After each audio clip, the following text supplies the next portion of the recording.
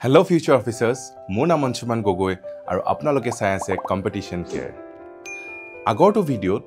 এজনে কমেন্ট কৰিছিলে যে সেলফ ষ্টাডি কেনেকৈ কৰিব লাগে। এতিয়া এই টপিকটো এটা বহুত ডাঙৰ টপিক হয় আৰু এই সৰু ভিডিঅ'টোত মই হেতু জাস্ট ব্ৰড আউটলাইনটো আপোনাক দিবলৈ চেষ্টা কৰিম কাৰণ কি এই ভিডিঅ'টোৰ যেটো দৈৰ্ঘ্য সেইখিনি সেই সীমাত আমি এই গোটেই টপিকটো হয়তো আমি ডিসকাস কৰিব নোৱাৰিম। যদি কিবা পইণ্ট থাকি যায় তেতিয়াহলে আপোনালোকে মোক কমেন্ট কৰিব, সেইটো ওপৰত মই আকৌ নেক্সট ভিডিঅ' লৈ আহিম। আমি ডিপাৰ এই যেটো টপিক সেই টপিকত আমি যাব পাৰিম। এতিয়া সেলফ ষ্টাডি আপোনালোকে আইদাৰ কোচিং লওক বা কোচিং নলওক, সেলফ ষ্টাডিটো কৰিবই লাগিব। কাৰণ কি আপুনি যদি নিজে নপঢ়ে অকল আপুনি সাপোজ ভিডিও চাই আছে বা কোনোবা ক্লাস জয়েন কৰিছে তেতিয়া সেইখিনি আপোনাৰ সাফিশিয়েন্ট নহব এক্সামত আপুনি সাকসেসফুল হ'বলে। এতিয়া মই ইন জেনাৰেল এই প্ৰিপাৰেচনটো কেনেকৈ কৰিব লাগে, সেলফ ষ্টাডি হ'ব হেতু গোটেই আপোনাৰ কোচিং হলে কি হ'ব আপোনাৰ ওচৰত মান নোটস থাকি যায়, আপুনি বুকসখিনি ডাইৰেক্টলি পঢ়িব নালাগে, নোটস আপোনাক প্ৰভাইড কৰি দিয়া হয় আৰু সেই নোটস বিলাক আপুনি বাৰে প্ৰতি পঢ়িলে আপোনাৰ এটা স্টেপ আপোনাৰ কম হৈ যায়, আপোনাৰ তাৰ ফলত অকমান টাইম বাচি যায়। কিন্তু যদি আপোনাৰ কোচিং ফিজ এফৰ্ড কৰিব নোৱাৰে তেতিয়াটো কি কৰিব, তেতিয়াওটো এই যাত্ৰা অব্যাহত ৰাখিব লাগিব, আমাৰ এই যুঁজখন আমি যুঁজি যাব লাগিব। সো আপোনালোকক মই কোনো কোচিং নোহোৱাকৈ কেনেকৈ সেলফ ষ্টাডি কৰিব পাৰে তাৰ বিষয়ে আজি এই আলোচনাটো আমি কৰিম। এতিয়া এপিএসসি প্ৰিপাৰেচন আমি আৰম্ভ কৰাৰ আগতে আমি সিলেবাসখন ডাউনলোড কৰি ল'ব লাগিব। কিন্তু সিলেবাসখনত বহুত বেছি বিতংভাৱে একো দিয়া নাই আৰু বহুত এটা পইণ্ট ওয়াইজ দিয়া হৈছে আৰু বহুত সামাৰি ওয়েট দিয়া হৈছে। আৰু এই সিলেবাসখন আমি কি কৰিম, আমি এদিনতে আমি সিলেবাসখন মুখস্থ কৰিব নোৱাৰিম। আমি সিলেবাসখন পঢ়াৰ সন্মুখত আমাৰ পঢ়া টেবুলৰ মুখত যিখন ওয়াল থাকিব সেই ওয়ালত এই সিলেবাসখন আমি চিপকাই ল'ম যাতে আমি অনবৰতে আমি সিলেবাস আমি চাই থাকিব পাৰিম। কাৰণ কি এই সিভিল সাৰ্ভিস প্ৰিপাৰেচনত এনিথিং আন্ডাৰ দ্য সান বুলি এষাৰ কথা আছে, কিন্তু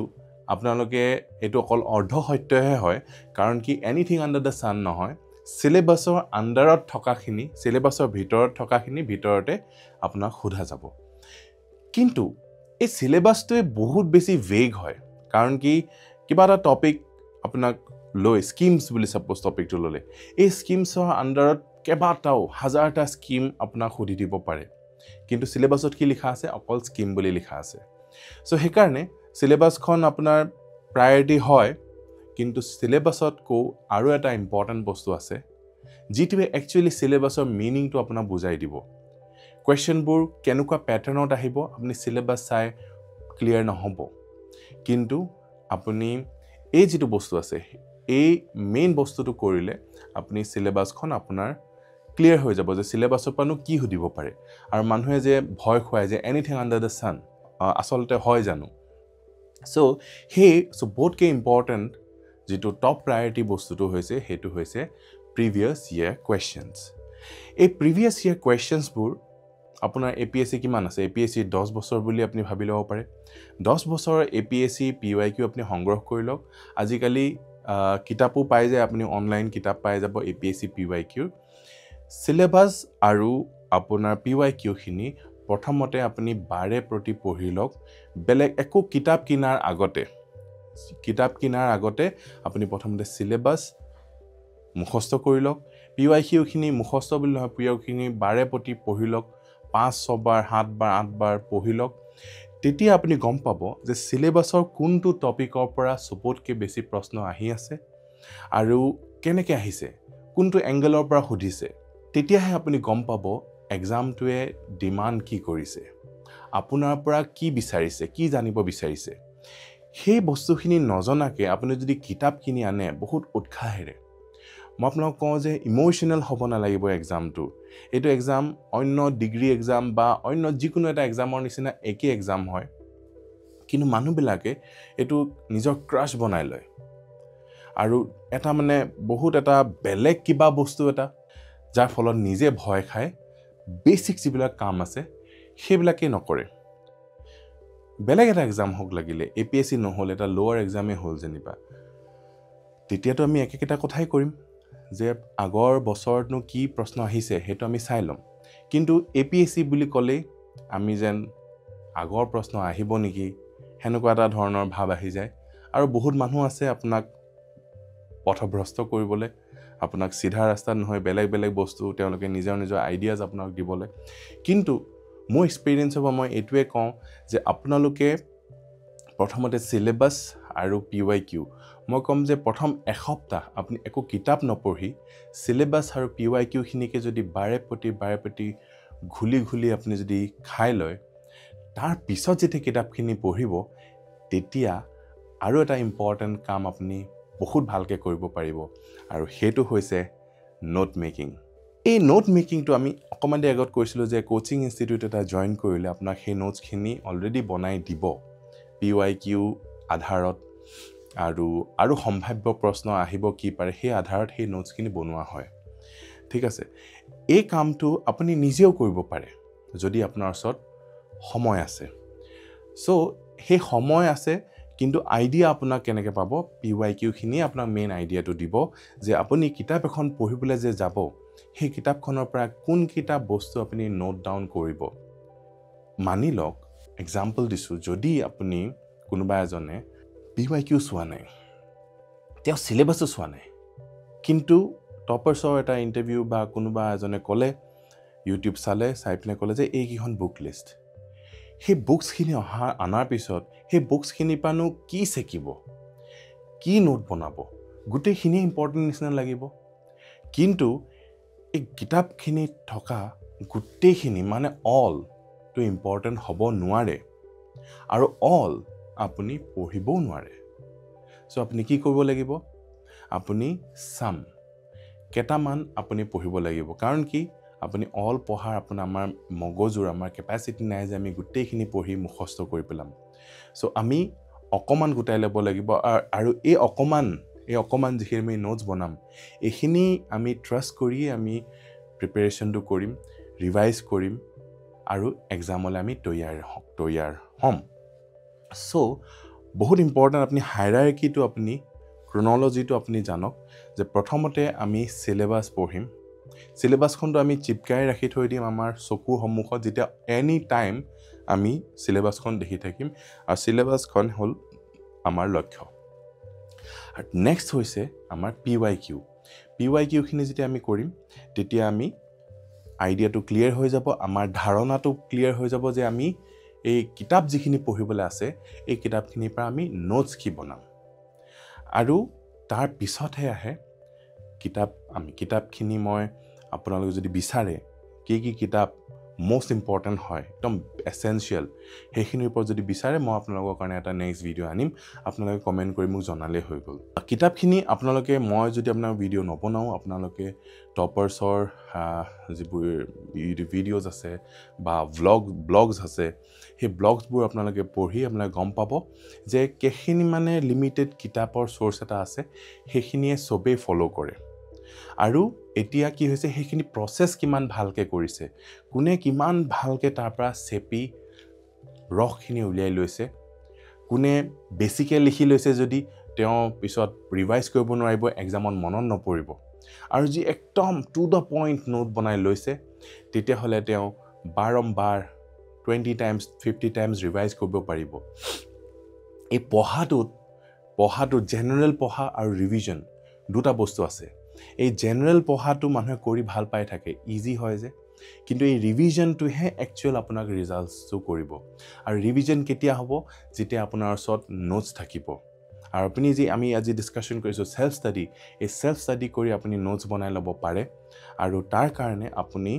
এই PYQ খিনি অধ্যয়ন কৰিব লাগিব সেই বেসিক বুকস যিবিলাক আছে সেই বেসিক বুকস বিলাক তাৰ পিছত আপুনি পঢ়িব ললে আৰু গোটেইখিনি মই কৈছো নহয় জধাই মধাই এনে নপঢ়িব আপুনি এটা সময়সীমা নিৰ্ধাৰণ কৰি ল'ব যে এইখিনি সময়ৰ ভিতৰতে মই এইটো সাবজেক্ট কভাৰ কৰিম ইয়াৰ পৰা মই নোটছ বনাই ল'ম এইখিনি সময়তে কি হৈছে ন এই প্ল্যানিংটো বহুত বেছি ইম্পৰ্টেন্ট সেলফ ষ্টাডি কৰিব লৈছে সেলফ ষ্টাডি কৰাৰ আগত আপুনি প্ল্যানিংটো কৰি ল'ব লাগিব সো প্ল্যানিংটো আপুনি কৰি ল'লে যে প্ৰথমতে সিলেবাসটো পঢ়ি ল'লে PYQ কৰি ল'লে এইখিনিত আপোনাৰ এসপ্তাহ গুচি গ'ল তাৰপিছত আপুনি প্ল্যানিং কৰি ল'লে যে কিতাপ মোৰ ওচৰত কেইখন আছে আৰু সাবজেক্টস কেইটা আছে আৰু প্ৰত্যেক সাবজেক্টত মই কিমান দিব পাৰিম PYQত কোনকিটা সাবজেক্টৰ পৰা বেছিকৈ প্ৰশ্ন আহি আছে আৰু সেইকিটা সাবজেক্ট আপুনি বেছি গুৰুত্ব সহকাৰে পঢ়িলে আৰু যিবোৰ সাবজেক্টছৰ পৰা কম নাম্বাৰ আহি আছে সেইবোৰ সাবজেক্ট আপুনি কমকৈ সময় দিলেই হৈ গ'ল এতিয়া যেনেকৈ আপুনি যদি টপাৰ্ছৰ ইণ্টাৰভিউজবোৰ চাই সাপোজ UPSCৰ ইণ্টাৰভিউ চাই UPSC টপাৰজনৰ ইণ্টাৰভিউ চালে আৰু তাত আপুনি ফ'ল' কৰিলে কিন্তু তাত কি হৈছে তাত আপোনাৰ স্পেক্ট্ৰাম যিখন মডাৰ্ণ ইণ্ডিয়া স্পেক্ট্ৰাম কিতাপ হয় সেইখনত বহুত বেছি টাইম তেওঁলোকে দিছে কিন্তু আপুনি যদি APSC PYQ চাই এই লাষ্ট 2 ইয়াৰ্ছত চ' মডাৰ্ণ ইণ্ডিয়ান হিষ্ট্ৰীৰ পৰা বহুত কম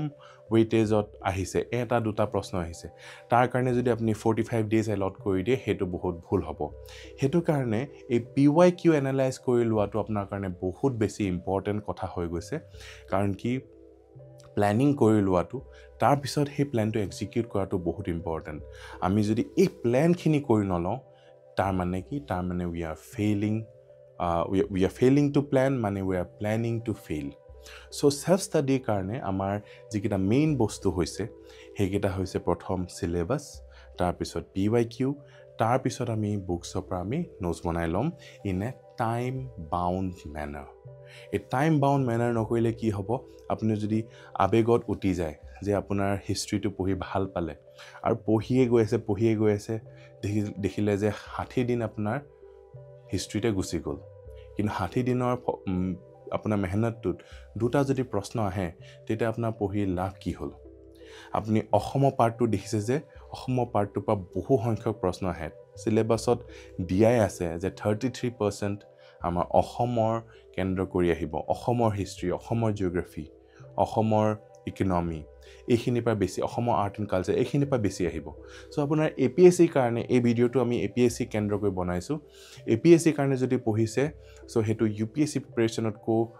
বহুতখিনি বেলেগ আপুনি APSC PYQ যেতিয়া চাব তেতিয়া সেইখিনি নিজে আপুনি অনুমান কৰিব পাৰিব যে কোনখিনি এৰিয়াত মই বেছি ফ'কাছ কৰিব লাগিব আপুনি সিম্পল ৱেইটেজ হিচাপে আপুনি বনাই ল'লে হৈ গ'ল আপোনাৰ সময়টো সাপোজ 100 দিন আছে আৰু 10টা প্ৰশ্ন আহিছে কোনোবা এটা সাবজেক্টৰ পৰা সো আপুনি